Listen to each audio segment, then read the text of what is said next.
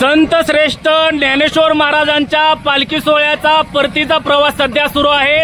नातेपुते येथील मुक्काम उरकून आज दिनांक 13 जुलै रोजी पालखी फलटणकडे आता मार्गस्थ होताना बरड तालुका फलटण येथे आता माऊलींचा पालखी सोहळा पोहोचलेला आहे। बरड येथील सर्व ग्रामस्थ या ठिकाणी माऊलींच्या पालखी सोहळ्यासाठी सज्ज झालेले आहेत, स्वागतासाठी सज्ज झालेले आहेत। बरड येथे आता पालखीचे आगमन झाले असून बरडकरांच्या वतीने या ठिकाणी सर्व मान्यवरांच्या उपस्थितीत माऊलींच्या पालखी सोहळ्याचे स्वागत झाले आहे। बरड एसटी स्टँड वरती सध्या माऊलींचा पालखी सोहळा पोहोचलेला आहे।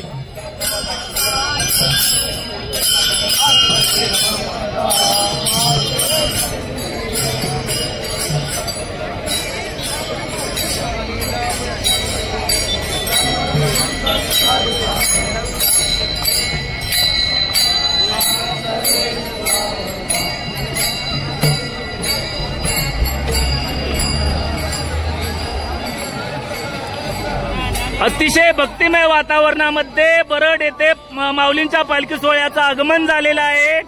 बरड ग्रामस्थांच्या वतीने या ठिकाणी माऊलींचा पालखी सोहळा आता बरडमध्ये पोहोचला असून बरडकरांच्या वतीने पालखी घेण्यात येत आहे।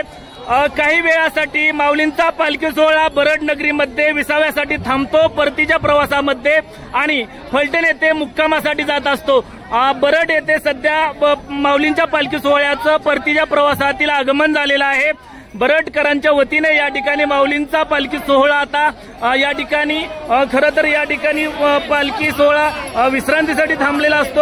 आपण पाहू शकता बरडकरांच्या वतीने या ठिकाणी माऊलींचा पालखी आता हनुमान मंदिर या ठिकाणी आता विश्रांतीसाठी या ठिकाणी घेऊन जाताना बरड येथील सर्व ग्रामस्थ आपण पाहू शकता या ठिकाणी माऊलीचा जयघोष करत हजारोंच्या उपस्थितीमध्ये या ठिकाणी आता पालखी सोहळा आता बरड येथे विश्रांतीसाठी घेऊन जाताना सर्व बरडकर ग्रामस्थ या ठिकाणी आपण पाहू शकता।